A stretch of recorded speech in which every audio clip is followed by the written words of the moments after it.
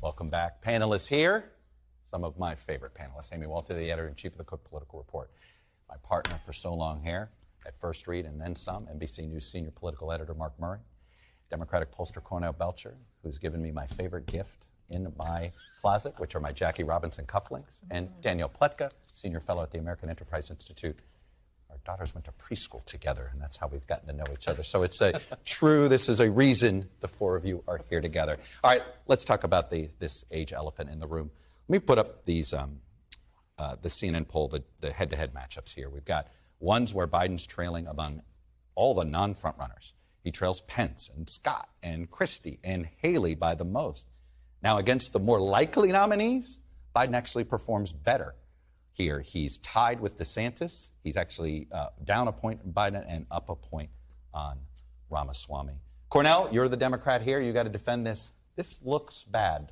Why shouldn't Democrats be worried?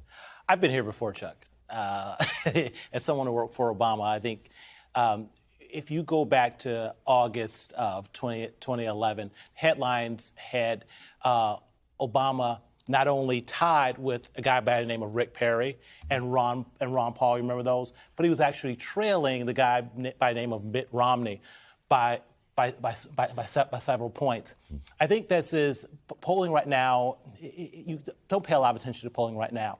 I think I'd be more worried about Mitt Romney than Trump. Why is that? Because right now, Mitt Romney had a higher ceiling than Donald Trump. Right. We've seen how Donald Trump performs in two elections now. Right. I think right now I would argue that Trump is at his ceiling and President Biden is close to his floor. But he has a good story to tell. Right. He has a story to tell about the economy, right, and he has a story to tell about legislation, popular legislation, by the way, that we on the Obama campaign didn't have this kind of popular legislation to talk about. Well, and I don't want to dismiss polling completely. Yeah. Believe me, I'm not throwing it out completely. It is too early, but let's just say this. It is really hard to know. It's getting harder and harder to use the metrics we once used as we were all coming of age to decide whether or not a candidate is vulnerable or whether a candidate's going to be able to win. Donald Trump never hit 50% job approval rating as president of the United States. He came within 42,000 votes of winning the Electoral College. In the last midterm, 40-year high inflation, and a president who's deeply underwater, and Democrats came within 6,000 votes of holding the House. So what I see is sort of what Cornell sees too. We have a tied race, and this is going to be a tied race no matter who the nominee is, and it's going to be 4 states and a handful of votes. Yet, go to what Bill Cassidy said, Mark. 70% of the country doesn't want this, and this is what they're going to get. We know the expression politics abhors a vacuum. Someone is going to try to fill the vacuum. Yeah, and so when we end up trying to have that frame of, well, this is going to play out exactly like 2020 if you have a Joe Biden versus Donald Trump matchup. People who said, you know what, I voted in 2016 and 2020, I'm not going to vote at all, or I'm going to vote a third party. And to me, that is the really big wild card in this race. But also, like, 2 things about Joe Biden and the worries of Democrats can be true. And one, yes, we have a long ways to go, more than a year. Yes, Joe Biden has cleared the Democratic field. People like Gavin Newsom, all the other people behind him. The Democratic Party is more unified than it was at this point in 2015 and even in 2019. But the other part is that, you know, this campaign in 2024, even Donald Trump or anyone else, will be a different campaign for Joe Biden to run. The coronavirus and COVID probably is gone, at least we think so. Yeah. Joe Biden will no longer be the challenger. He is the incumbent. And so this will be a kind of a more vigorous campaign that he has to embark on. And I think that's what's really kind of concerning some of the worries. Danny, I'm curious if you had sort of the same feeling I did. Here we had Gavin Newsom and you had Bill Cassidy, and you think both parties want to start having a real debate about something. You know, and you could feel it, and here we are.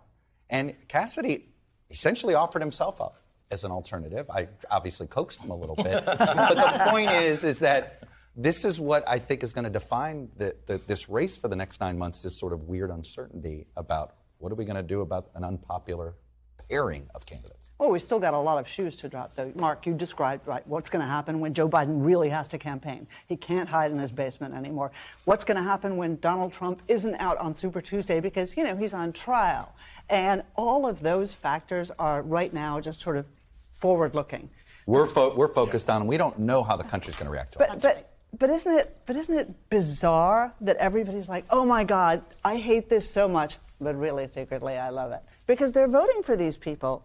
We don't have an alternative to Biden, and we don't really have a serious alternative to Trump. He's killing everybody else. So somebody's making these decisions. I'm going to go back in here on this point, because here's the X factor, because it can become 2016 again, because you had so many people who are saying, I'm going to protest my vote. I'm the lesser of two evils. By the way, and that's how Donald Trump wins. Right. He wins by subtraction. So when you look inside the polling, all the votes who were once voting for got him to 51%, they're now looking at third parties. And I did focus groups work with third party voters, and they don't even know who the third party candidates are, but they're disgruntled about politics right now. They're going to go shopping.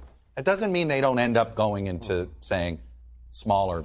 All right, my choices are small and large. Is there a medium? Is there anything else? Okay, fine, I pick between small and large. But it's a wasted vote. Did I just hear you say that you think that Donald Trump could win the 2024 election against Joe Biden? If 2016 happens again. I mean, what is it, a 5% third party number? Yeah, 5 or 6%.